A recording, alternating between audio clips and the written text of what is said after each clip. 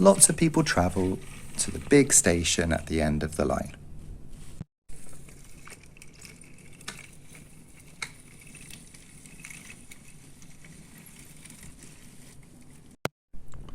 Engines from the other railway sometimes pull their trains.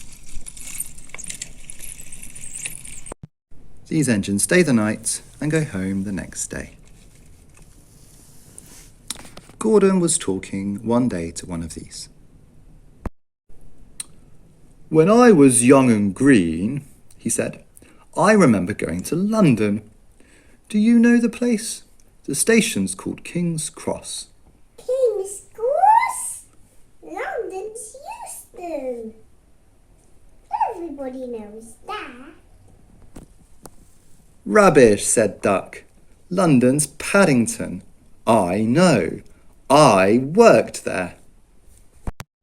They argued till they went to sleep.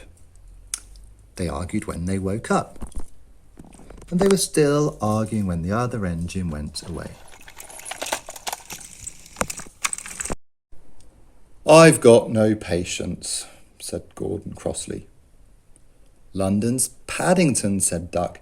"Paddington, do you hear?" "Stop arguing," James broke in.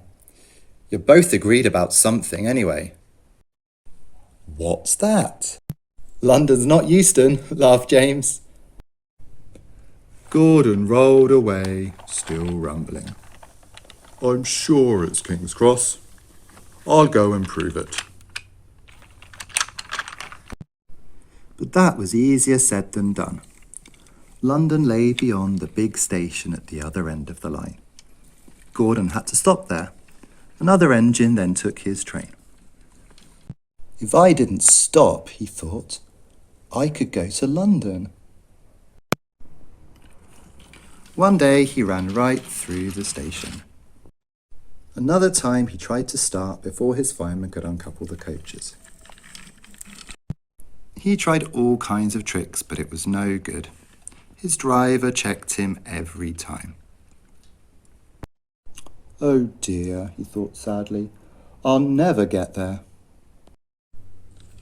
One day he pulled the express to the station as usual. His fireman uncoupled the coaches and he ran onto a siding until it was time for him to go home. The coach waited and waited at the platform, but the engine didn't come. A porter ran across and spoke to Gordon's driver. "The inspector's on the platform. He wants to see you." The driver walked over to the station. He came back a few minutes later looking excited. "Hello," said the fireman. "What's happened?" "The engine for the express turned over when it was coming out of the yard. Nothing else can come in or out. They want us to take the train to London. I said we would if the Fat Controller agreed. They telephoned and he said we could do it. How's that?" "Fine," said the fireman. "We'll show them what the Fat Controller's engines can do." "Come on," said Gordon. "Let's go." He rolled quickly over the crossings and backed onto the train. It was only a few minutes before the guard blew his whistle. But Gordon thought it was ages. Come on, he shouted. Come on.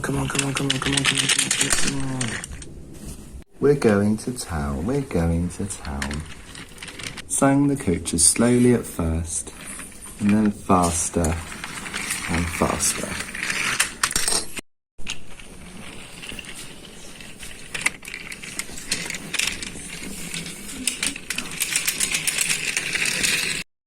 Gordon found that London was a long way away. "Never mind," said Gordon. "I like a good long run to stretch my wheels." But all the same, he was glad when London finally came into sight. The Fat Controller came into his office next morning.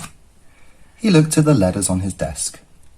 One had a London postmark. I wonder how Gordon's getting on. The station master knocked and came in.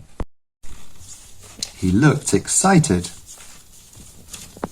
Excuse me, sir. Have you seen the news? Not yet. Why? Just look at this, sir. The Fat Controller took the newspaper. Goodness gracious me! He said, There's Gordon. Headlines too. Famous engine at London station.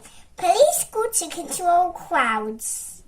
The Fat Controller read on, absorbed. Gordon returned the next day.